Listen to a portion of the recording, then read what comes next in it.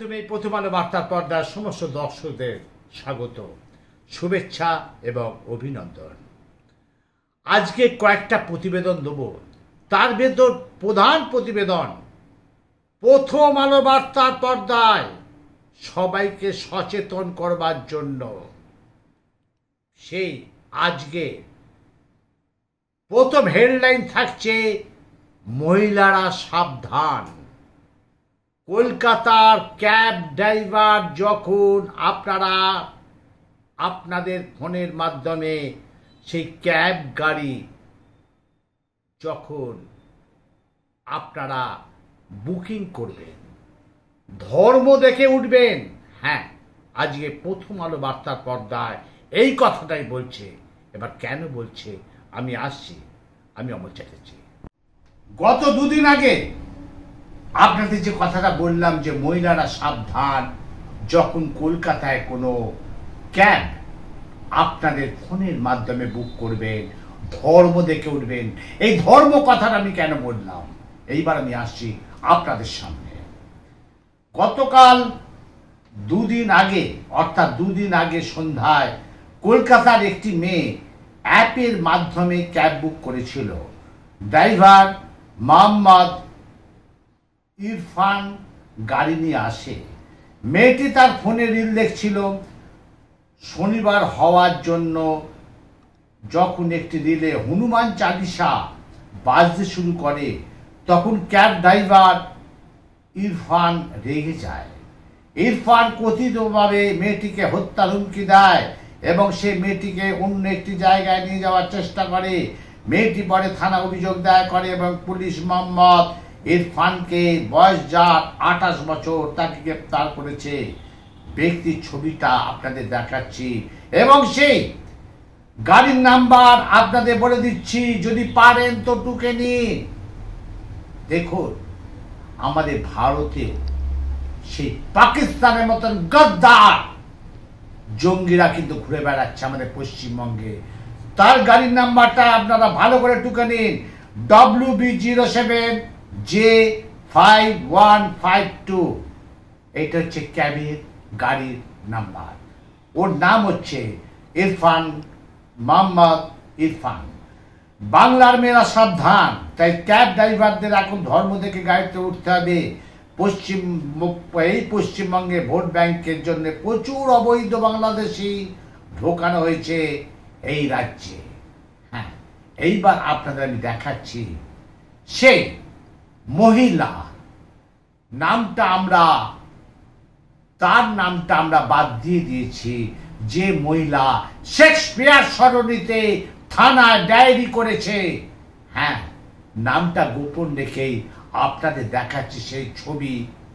সে driver যে সেই হনুমান চালিসা যখন সে শুনছিল, রিল দেখছিল, হনুমান চালিসা আসার জন্য সে ড্রাইভার যখন রেগে তাকে মেরে দেওয়ার চেষ্টা করে ওই মহিলাকে, সেই তারও ছবি দেখাচ্ছি এবং দেখাচ্ছি শেক্সপিয়ার সরণিতে সে মহিলা FIR করেছে, তারপর তাকে গ্রেপ্তার হয়েছে। সরাসরি দেখুন প্রথম আলোর বার্তার পর্দার আজকে একদম ব্রেকিং নিউজ মহিলাদের জন্য, দেখতে থাকুন। এবার একটা ছবি দেখাচ্ছি যেটা হুগলি জেলায় রিষড়ায় আজ যেন সবার বাড়িতে মিষ্টি বিতরণ করলো। কেন জানেন?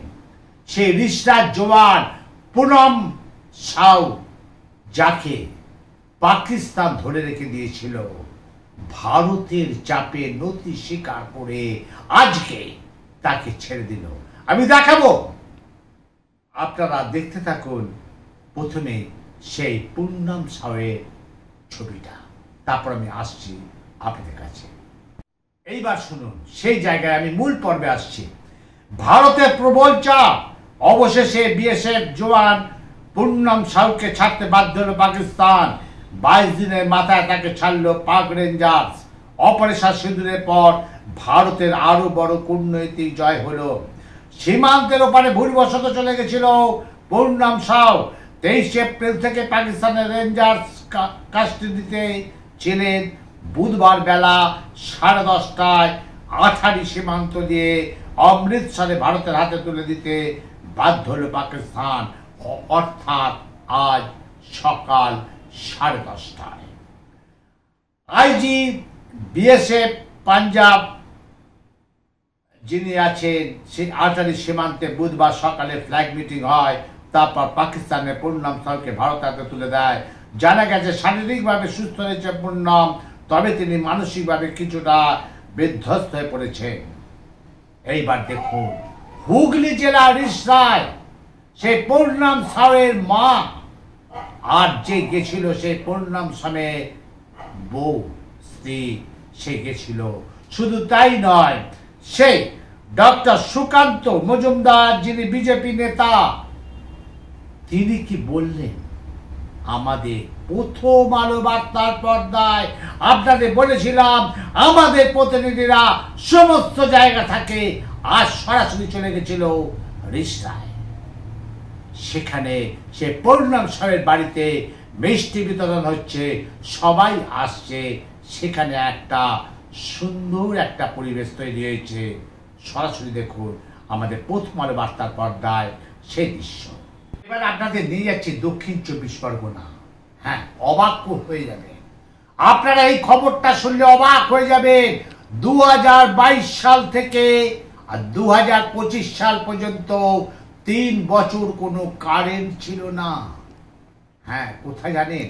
আমি আসছি সেই জায়গায়। দক্ষিণ 24 পরগনা বজবজ 1 নম্বর ব্লকের অন্তর্গত বইতা গ্রাম পঞ্চায়েতের 195 বুথের নাম্বারের বাসিন্দা গত 2022 সাল থেকে 2025 সাল এখনো পর্যন্ত ইলেকট্রিক ছাড়াই জীবনযাপন করছে। প্রচন্ড গরমে মানুষ এখানে একদিন 1 ঘন্টা কারেন্ট অফ থাকলে সহ্য করতে পারে না। সেখানে বছরের পর বছর এভাবে দিন কাটাচ্ছেন জিয়াউল হক এবং তার পরিবার। জিয়াউল হকের বাড়িতে আগে কারেন্ট ছিল, তিনি আগে বাইরে চাকরি করতে গিয়েছিলেন। কর্মসূত্রে বাইরে থাকার জন্য ইলেকট্রিক লাইনের অর্থ পরিশোধ করতে না পারায় ইলেকট্রিক কর্তৃপক্ষ তার ঘরের লাইট কেটে দিয়ে যায়। তিনি বাইরে থেকে ফিরে এসে ইলেকট্রিক অফিসে যোগাযোগ করেন এবং লাইন জোড়া অনুরোধ করে জানান, কিন্তু ইলেকট্রিক লাইন এখনো পর্যন্ত জোড়া হয়নি। কেন হয়নি বা কেন হচ্ছে না, তার সঠিক উত্তর তিনি আজও পর্যন্ত পাননি। এইবার আমাদের প্রতিনিধি সেখানে চলে গেছিল। দেখুন সেই তার কথা, 3 বছর হতে চললো, এখনো শেষ, তাকে কারেন্ট এখনো দেয়নি। সে বলছে সেই জরিমানা দেবে, কিন্তু কেন সিএসসি কেন তাকে কারেন্ট দিচ্ছে না, এটাই প্রশ্ন।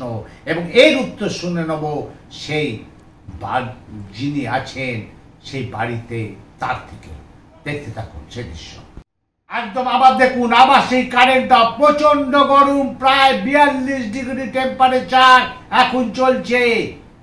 42 থেকে 43 ডিগ্রি টেম্পারেচার এখন চলছে। 1 ঘন্টা কারেন্ট অফ হলে হাঁসফাঁস হয়ে যায়। মানুষের বাড়িতে অনেক বৃদ্ধারা আছে, তাদের অসুবিধা হয়। এবার সরাসরি দেখুন, 32 ঘন্টা বিদ্যুৎ পরিষেবা বিচ্ছিন্ন।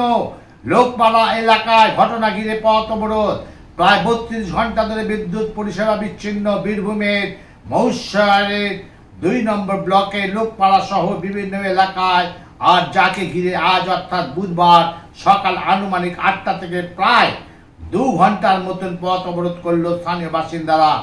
এই বিষয়ে স্থানীয় বাসিন্দাদের অভিযোগ, সোমবার বৈকাল আনুমানিক 6টা নাগাদ আচমকায় বিদ্যুৎ পরিষেবা বিচ্ছিন্ন হয়ে যায়।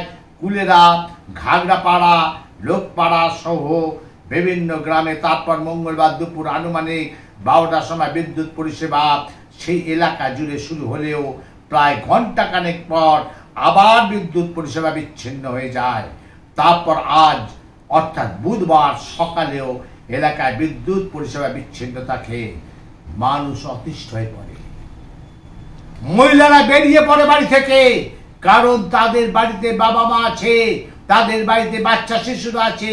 এইবার দেখুন সেই পথ অবরোধ, 32 ঘন্টা কোন রকম সেই বিদ্যুৎ নেই। সরাসরি দেখুন আমাদের প্রথম আলো বার্তার পর্দায়। তাহলে দেখলেন আজকে সমস্ত রকম প্রতিবেদন। তবে আজকে একটা শিক্ষা পাওয়া গেল।